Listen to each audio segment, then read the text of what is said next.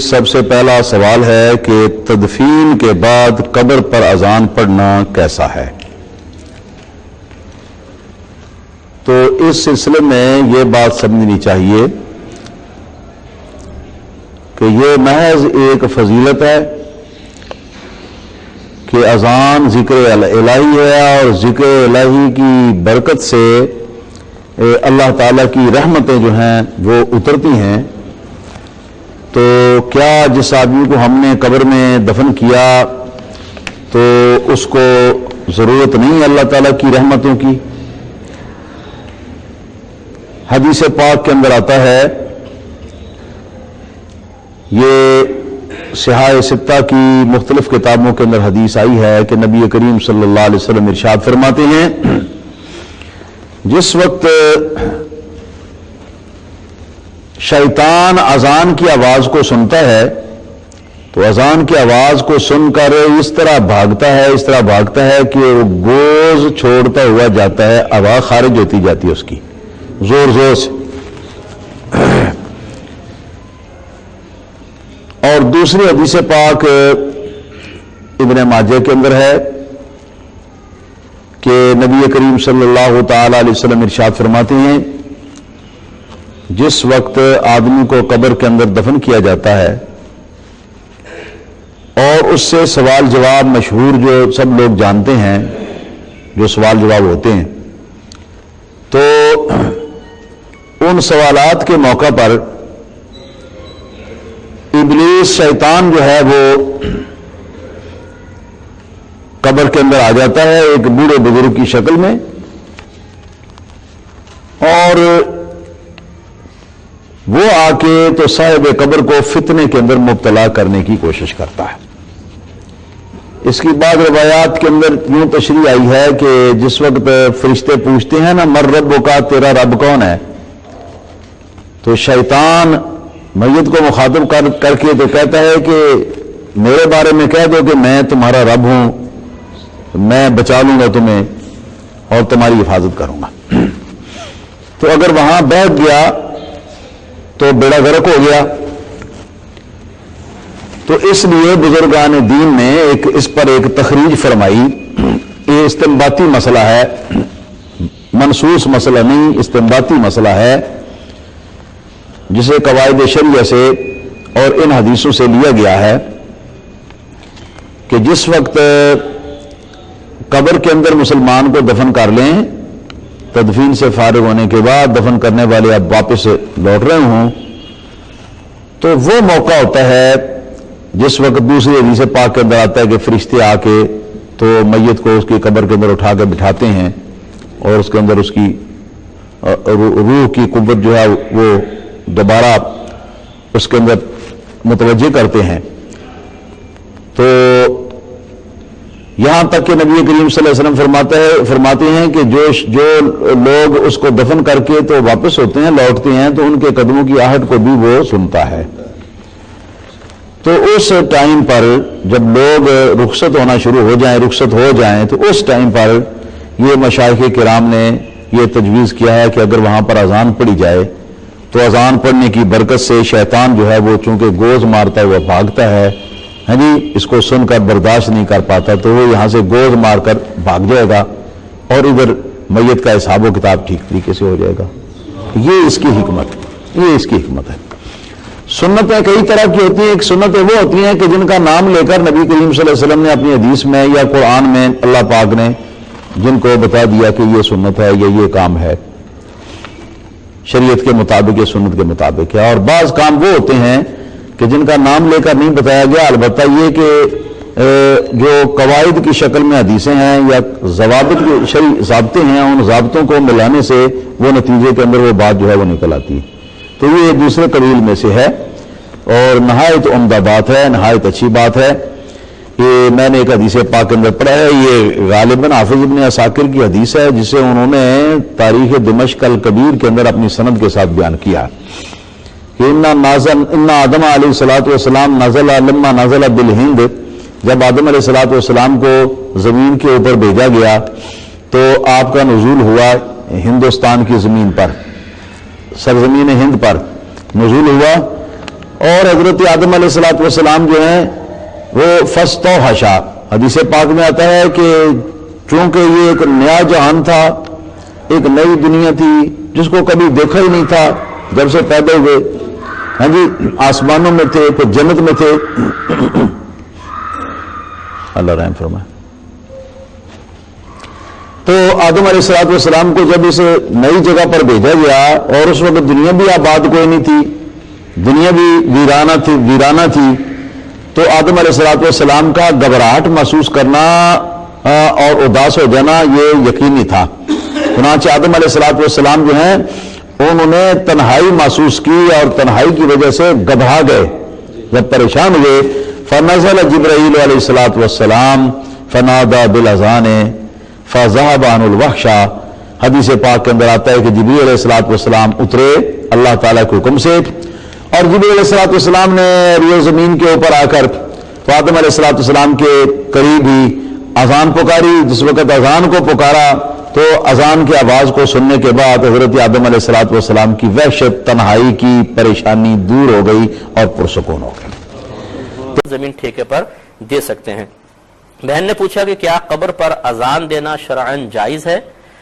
دیکھیے نبی کریم صلی اللہ علیہ وسلم سے ثابت تو نہیں ہے کہ باقاعدہ کوئی اذان دی گئی ہو، لیکن میرے آقا صلی اللہ علیہ وسلم سے ذکر الہی کرنا، قبر کے پاس ذکر الہی کرنا اور اس کے بعد یہ فرمانا کہ میرے ذکر کی برکت سے قبر کشادہ کر دی گئی ہے، یہ ثابت ہے۔ تو اگر وہاں پر کوئی اذان کو ذکر کی نیت سے دیتا ہے تو اس میں کوئی حرج نہیں ہے۔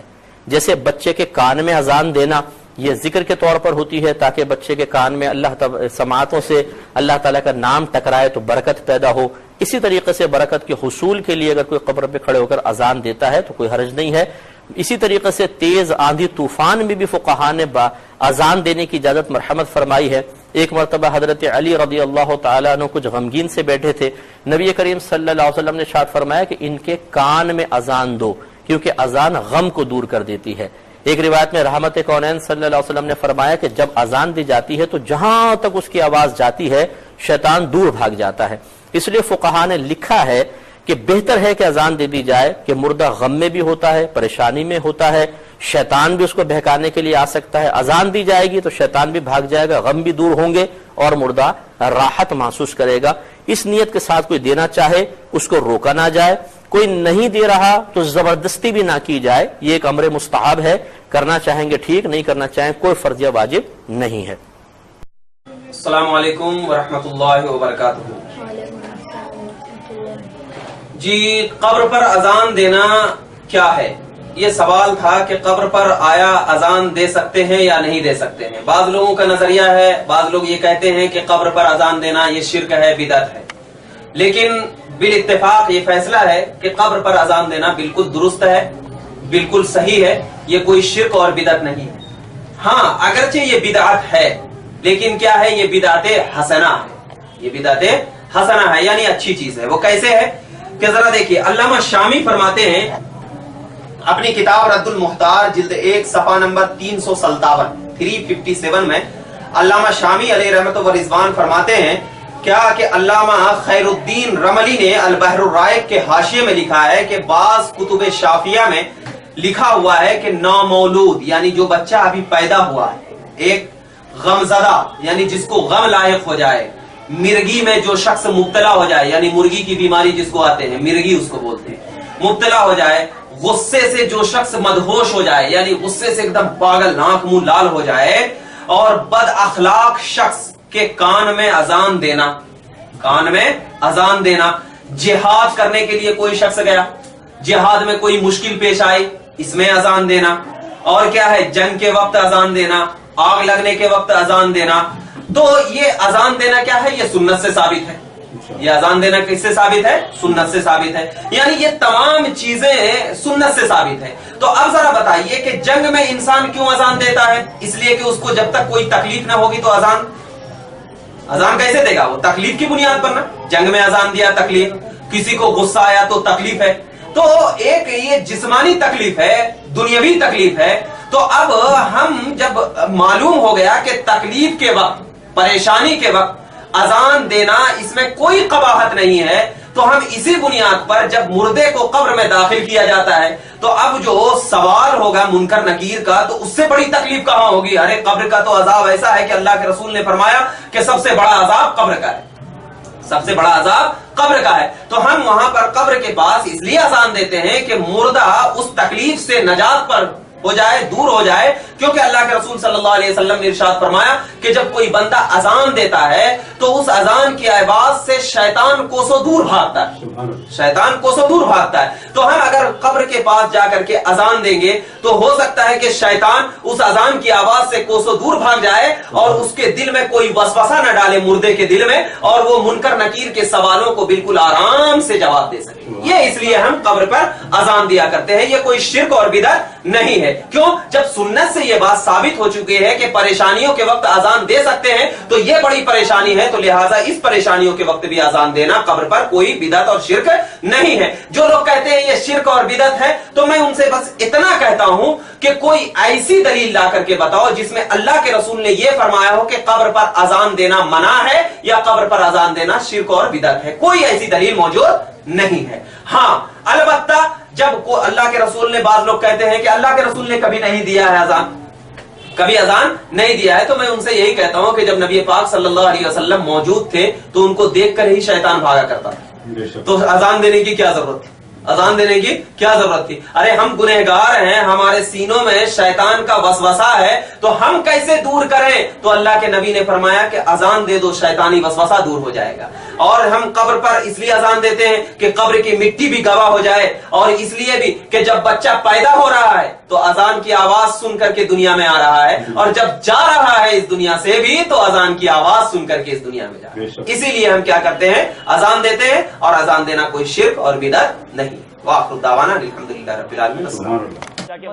گھر پہ بیٹھ کے مانی جائے، ٹھیک ہے۔ اور اذان کا جہاں تک تعلق ہے کہ اذان دی جاتی ہے تو اس میں اذان جب مردے کو قبر میں دفن کیا جاتا ہے تو ہر ایک کو معلوم ہے کہ اس میں جب دفن کرنے کے بعد فرشتے آتے ہیں، اسے سوالات کرتے ہیں، صحیح سوالات کیے جاتے ہیں۔ تو علماء کرام نے ارشاد فرمایا کہ اذان کا حدیث پاک میں بیان کیا گیا کہ جس جگہ اذان دی جاتی ہے اور جس جگہ اذان دی جاتی ہے وہاں سے شیطان جو ہے بھاگ جاتا ہے۔ کیا بات ہے، سبحان اللہ۔ تو اب جب ہمیں پتہ ہے کہ مردے سے سوالات قبر ہوں گے، ٹھیک ہے، اور شیطان جو ہے مردے کو سوالات قبر میں پریشانی پیدا کرتا ہے اور اپنی طرف اشارہ کرتا ہے۔ جب اس سے پوچھا جاتا ہے کہ من ربوں کا، تیرے رب کون ہے، تو شیطان اپنی طرف اشارہ کر کے کہتا ہے کہ میں، یعنی میری طرف اشارہ کرتا ہے کہ میں ہوں تیرا رب۔ اسی طرح دیگر سوالات میں پریشانی کرتا ہے۔ تو کتنا اچھا خیرخواہ ہے اذان دینے والا کہ جب اس کو دفن کر دیا گیا مردے کو اور اس سے سوالات قبر ہو رہے ہوں گے اور اس وقت اگر اذان دے دی جائے تو حدیث پاک کے مطابق تو شیطان وہاں سے بھاگ جائے گا۔ کیا بات ہے، کیا بات ہے۔ تو ایک تو یہ بہت بڑی حکمت علماء کرام نے بیان کری کہ شیطان وہاں سے بھاگ جاتا ہے، حدیث پاک میں موجود ہے کہ جس جگہ اذان دی جاتی ہے وہاں سے شیطان جو ہے بھاگ جاتا ہے۔ اور دوسرا یہ بیان علماء کرام بیان کرتے ہیں کہ اذان جو ہے وہ ذکر الہی ہے، اللہ تبارک و تعالیٰ کا ذکر ہے اور رحمت کے نزول کا سبب ہے۔ کیا بات۔ اور ایک اور بات بہت پیاری ارشاد فرمائی کہ ذکر الہی یہ دافع عذاب ہے، ماشاءاللہ، عذاب کو دور کرتا ہے۔ حدیث پاک میں ہے کہ اللہ تبارک و تعالیٰ کے ذکر سے زیادہ کوئی چیز عذاب کو دور کرنے والی نہیں۔ صحیح۔ تو عذاب کو سب سے زیادہ دور کرنے والی چیز اللہ کا ذکر ہے۔ کیا بات ہے، سبحان اللہ، سبحان اللہ۔ ایک صحابی رسول رضی اللہ تعالیٰ عنہ کا انتقال ہوا تو آپ کو قبر میں دفنایا گیا، سعد بن معاذ رضی اللہ تعالیٰ عنہ۔ تو جب قبر برابر کر دی گئی تو ہمارے پیارے آقا صلی اللہ تعالیٰ علیہ وسلم نے تسبیح ارشاد فرمائی۔ اس کے بعد لوگوں نے بھی حضور علیہ الصلوۃ والسلام کے ساتھ تسبیح بیان کی۔ تسبیح کرنے کے بعد پھر آپ صلی اللہ تعالیٰ علیہ وسلم نے تکبیر پڑھی، صحابہ کرام رضی اللہ تعالیٰ عنہ اجمعین نے بھی تکبیر پڑھی۔ جب اس سے فارغ ہونے کے بعد صحابہ کرام نے آپ صلی اللہ تعالیٰ علیہ وسلم سے عرض کی، حضور آج ہم نے آپ کو یہ معاملات کرتے ہوئے دیکھا، پہلے آپ نے تسبیح پڑھی اور پھر اس کے بعد تکبیر پڑھی، اس کی وجہ؟ تو حضور علیہ الصلوۃ والسلام نے ارشاد فرمایا کہ اس مرد صالح پر قبر تنگ ہو گئی تھی، حتیٰ کہ اللہ تبارک و تعالیٰ نے ان کی قبر کو کشادہ فرما دیا۔ میں نے جب تسبیح پڑھی اور تکبیر کہی تو اللہ تبارک و تعالیٰ نے ان کی قبر کو کشادہ فرما دیا۔ سبحان اللہ، سبحان اللہ۔ تو حدیث پاک میں جسے بیان کیا گیا کہ ذکر الہی سب سے زیادہ ذکر وہ چیز، یعنی ذکر الہی وہ چیز ہے جو کہ سب سے زیادہ عذاب قبر کو دور فرماتی ہے۔ ایک اور چیز جو اذان کے بارے میں بیان کیا تھی کہ اذان جو ہے یہ اللہ تعالیٰ کا ذکر ہے، اور اللہ کے ذکر کے بارے میں قرآن پاک میں ارشاد فرمایا کہ الا بذکر اللہ تطمئن القلوب، سبحان اللہ سبحان اللہ، سن لو اللہ کی یاد میں ہی دلوں کا چین ہے۔ سبحان اللہ۔ تو اذان جس جگہ دی جاتی ہے رحمت الہی کے نزول کا سبب، دافع عذاب، دلوں کا چین، شیطان کو دور کرنے کا ذریعہ، تو اتنے زیادہ فوائد۔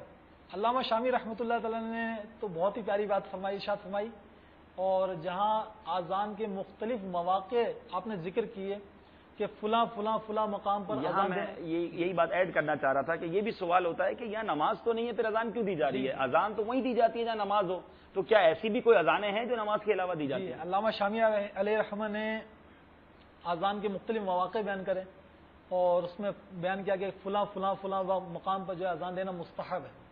تو اس میں جو ایک مشہور مقام جو ہے جب بچے کی ولادت ہوتی ہے کان میں اذان دی جاتی ہے۔